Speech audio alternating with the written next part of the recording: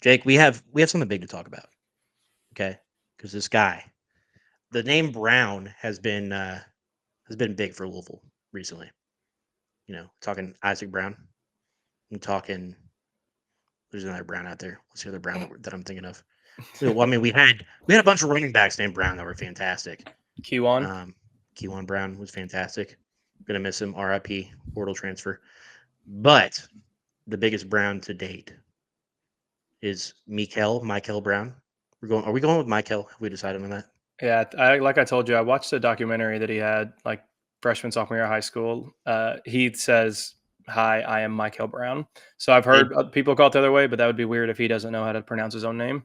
Our sources are saying that his name is Mikel Brown. Sources.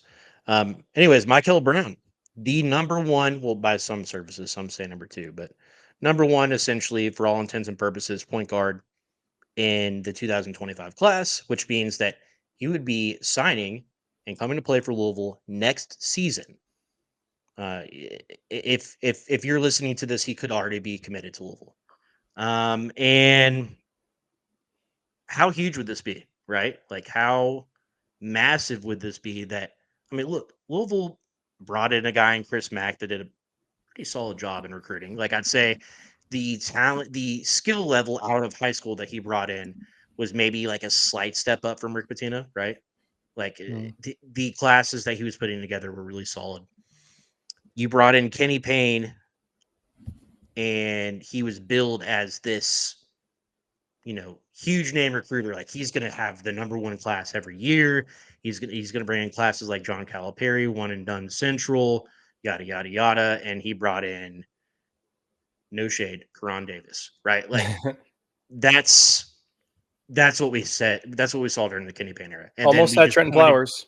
almost at Trenton Flowers. So give him his flowers there. Um, but no, I mean the Kenny Payne era was an unmitigated disaster from start to finish, and that included recruiting. I mean, let's be honest here. The players that he brought in were nothing compared to what we thought that he'd bring in, right? And so then you bring in Pat Kelsey, and people say, okay, well, this is definitely like a player developer, a guy that's going to bring in like some maybe top 25 classes, maybe some good recruits out of the portal, something like that. All he does is go out and get the number one portal class last year, which granted, the he had a lot more than other teams running it, but still, fantastic portal class. If he goes out and gets the number one point guard in the country, who would be one of the top three rated players of all time to commit to and probably the number one player of all time to commit and play at Louisville. That's a huge thing around these parts. Just because you're Sebastian committing Telfair, and we're looking at signing, you. looking at a lot of people, unfortunately. Looking at old boy that got Patino in trouble. What can I think of his name? Oh, Brian Bowen. Brian Bowen. Yeah. Yeah, looking at a lot of guys, right? Like that's been the story of Louisville basketball. Is this has never been a place for the number one point guard in the class to come in and be uber successful, right? Like this is standard setting. Like this is next level, and this is a player that's been so important that you're seeing guys like Donovan Mitchell, brought in to kind of recruit him. You're seeing guys like an Edgar Sosa chiming in, chipping in, trying to help get a commit like this to campus. He's an Adidas guy, which is huge. He's a guy that is a potential one and done. And it's a guy that could immediately vault this roster into, a top 25 preseason type of roster heading into next season. So, Jake, I know we talked quite a bit about Michael Brown, mostly over the summer, but as we are nearing a commitment, as we're nearing this becoming more and more real, what are your thoughts on this guy? And what tell people that say somebody just has is just getting into his recruitment and just finding out who this guy is. Tell us a little bit more about what he would bring to the table. I mean, he is everything he is billed to be. He is one of the most talented high school guards I think I've watched play. He was tiny. He was a little tiny human being, balling out against some of the best players in the nation like 2-3 years ago. Like 5'7", looks like a little kid out there. Hit a growing spurt. I want to say in the last 2 years, he got 6'1". Now he's 6'3". And I mean, you can just tell, like, those guys, like the way Anthony Davis's story used to be. Oh, he was tiny. That's why he has so many guard skills and he got so big. He's good now. He didn't grow to be 7 foot like Anthony Davis, but he is now 6'3", a legitimate NBA size point guard. I mean, he's got incredible handle, great pace of the ball, really solid jumper, great court vision, and every finish that you want. He was a 50-40, I think 90, 50-40, 80. Yeah, sorry, 45, 40, 90 guy in the Adidas AAU thing. So he is everything you want. I think if there's anything that you want to nitpick on, he's not the most elite athlete I've ever seen. Like if you watch Tyron Stokes play, he is just a fucking freak. Like dominates dudes, has been dominating dudes since he was 15. Mikel Brown is not that, but his talent and his skill are just at the top, the highest that you could possibly expect. There is a reason why he is a consensus top 10 player and some consider the best point guard in this class. And I think he would fit in perfectly with this Pat Kelsey system. Yeah, I mean, there was this thing when I was growing up, right? My dad wanted to get me a nice set of golf clubs, nicer, right? Like more than just what you get out of the box. Like, really want this kid to get into golf, really want him to be, excited about it and get him something, that he'd really want to use. And we go into the store, talk to the guy, and the guy's like, "Look, he's a kid. You put whatever in his hands, he'll figure it out." Right. And that's Michael Brown. Like it didn't matter what his athleticism or his natural gifts were coming up. He is clearly a guy that turned himself into the player that he is, and now he has the requisite size and athleticism to kind of match that. Like you said, he doesn't have that like jump out of the building ability, but he does. He's got that ball on a string, right? Like he has fantastic handles. He's a fantastic distributor of the ball. He has all the passes in his arsenal. He has all of the requisite needed skill sets of an ACC point guard, right?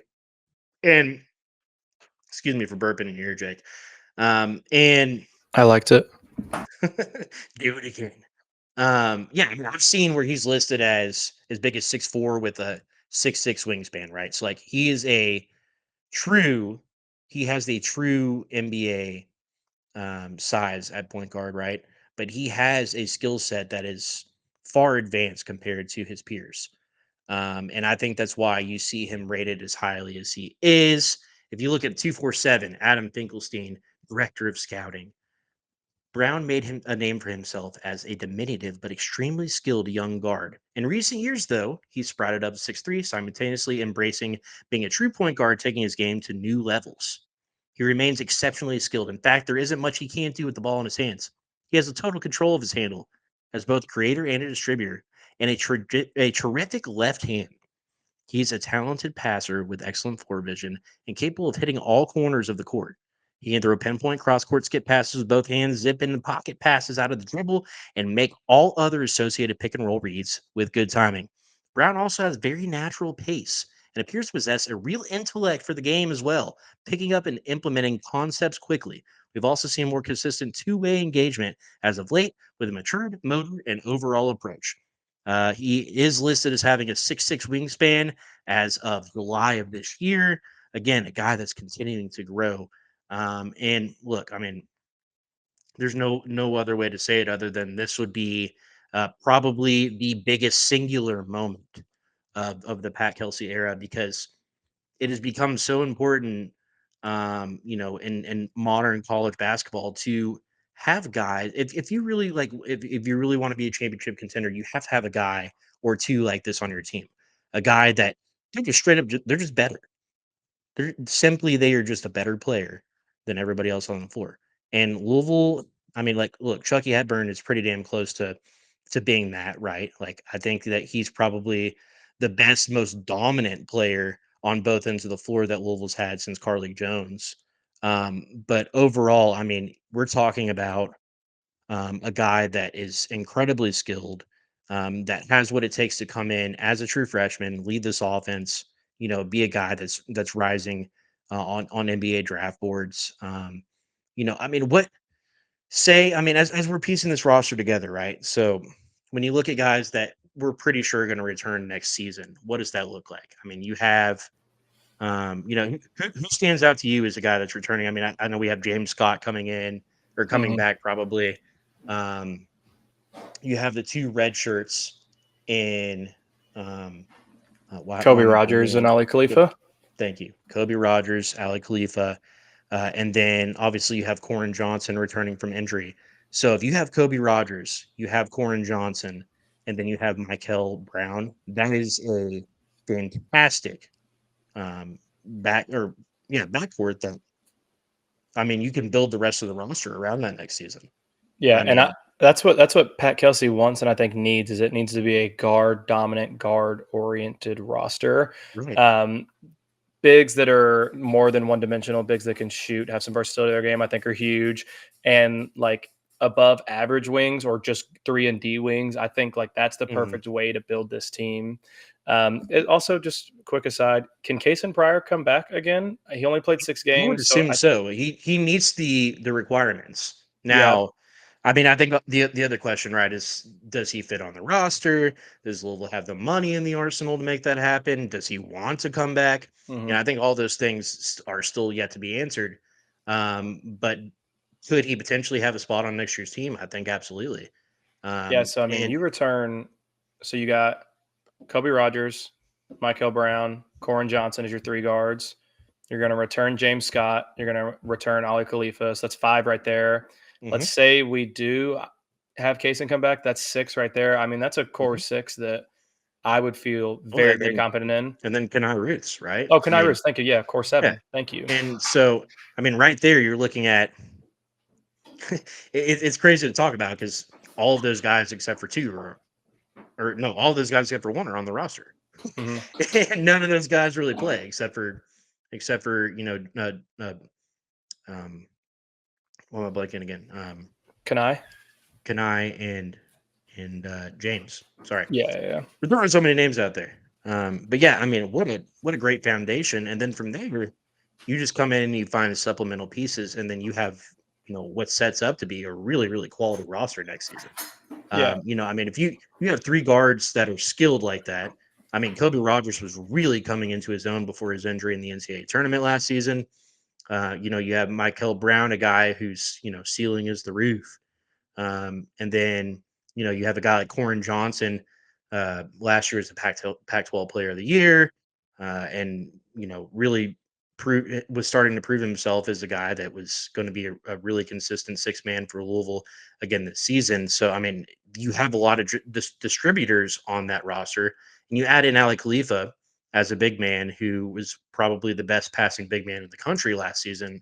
All of a sudden, you have a team that really distributes the ball well, and really the pieces fit together really well. So you can definitely see what the coaching staff is doing, and Michael Brown seems to fit like a glove, right? Yeah, 100%. Yeah. With what you were talking about, the continuity this team would have, I think that was one thing we were afraid of is you're bringing in 13 new guys. How are they going to Right. look? How are they going to play together? And I mean, they all bought in. They all gelled incredibly. They all looked like they fit. Not everybody. Terrence has had some struggles at times, but Sure. almost all of them have looked like they perfectly understand their role and fit into what this coaching staff wants to do. And if you're able to return, I guess 6, because Michael would be new as well, but return 6 from that, bring in Michael, and then just bring in 4 or 5 transfers. I think that's huge for the roster and huge for continuing to see growth as we grow in. And yeah, you're right. I think Mikel Brown fits this team perfectly. If he's got 2 knocks, it's defense is not a huge priority for him, Mhm. but he's got the wingspan, he's got the height and the length now to be an above average defender. And he's not huge. He's only like, I think he's listed at 165 one place. He's listed at 175 another place. He's probably 165, 170. He does have a small frame, but that's a fixable thing. And defense a lot is effort as well. That's a fixable thing as well. So I don't know if there's, I mean, obviously, like AJ DeBasagna or like someone like that. I would love for him Mhm. to be on Kentucky or on Louisville's team, but like outside of that, I don't know if there's a better fit for what Pat Kelsey needs. I mean, yeah, I'd be ecstatic for this. And by the time we wake up tomorrow, or by the time you're listening to this, Mikel Brown could be a Cardinal. And just to get him to the finish line, just to get him actually, starting games, or, being a serious contributor on this roster would be a huge step forward in landing guys like this, right? Like, and I think that you need to see that happen. You need to see Louisville land him. I don't know if he's going to come in early or anything of that nature. It's not as important in basketball, I guess, but you need to be able to let him develop with the rest of the roster. I mean, I think this could be a win. But Yeah, any and other thoughts? Good. yeah, I was gonna say. I mean, and it could. I know the recruiting trail has been kind of dead up until this point. It's left fans wanting more than really getting anything. Um, but I mean, if you land the number one point guard in the nation, how, as any of the other remaining top recruits in this class, are you not looking at that and being like, oh, Right. do I want to go play with Michael Brown? I Right. think I do. Do I want to play in this system that puts up 80 a game, lets us shoot 33s a game, lets us play free? I think I do. Other thing I want to bring up, Elijah Arenas. I don't think we brought Hmm. him up yet. He reclassed from 2026 to the class of 2025. So this year, Any Gilbert. important connections that we should know about there, Jake? I think his dad is a pretty big Louisville women's basketball fan. Yeah, Ah, that's right. Yeah, that guy. That guy. Okay. yeah, Okay. yeah, yeah. So Elijah's sister plays for Louisville. She's a freshman this year and is actually playing some pretty consistent minutes. I've seen Shit. a I've seen a ton of posts with their whole entire family, Elijah included, Gilbert as well, all going to games on the road, at home, and everything. He's already came out and said that his sister being at Louisville and seeing how much she succeeded and enjoyed being at the university has really brought his attention to the team. So I mean, he was a top 5 guy in the class of 2026. Now he's a top Hmm. 15 guy in 2025. God, you land those two, and that's crazy. Elijah Huge. Arenas is a physical freak. He is nearly as impressive. I think Mikel Brown is obviously more talented, but Elijah Arenas Hmm. is 6'5" and has NBA level athleticism already Hmm. as a combo guard, as a junior technically. So if we could land him, and I don't know if we will, because I know Arizona, it's where his dad played. So Arizona's got a very good shot. I know Kentucky's pushing. They've recently offered him in the last week Hmm. or so. So he'll be a tough guy to try and land. But goodness, if you could, we go from where the hell are we bringing in another 10 transfers to, oh no, we just brought in two top Right. 15 recruits. Now you bring in those guys, and then you hold on to the pieces that you're trying to, kind of build around on this roster, and you've really taken care of any need to, pursue actively pursue really high level guys in the transfer portal. I think at that point, and unless for whatever reason you hold on to Case and Pryor, then you're just going after a really high level wing, um, and then from there you just find supplemental pieces. So I think next year, obviously, an important factor here is you really have 11 to 13 guys that can absolutely play and will be competing for a serious time, right? But ultimately, Pat Kelsey and the staff, they want to play 10, 11, 12 guys. I think that you're looking at with the commitment of Mikel Brown, all of a sudden you're looking at 7 or 8 guys that could potentially be on next year's roster already. And so, there's a lot less work to be done this time around. And you really start to build that continuity and really start to build a team where you can just keep running bodies of guys.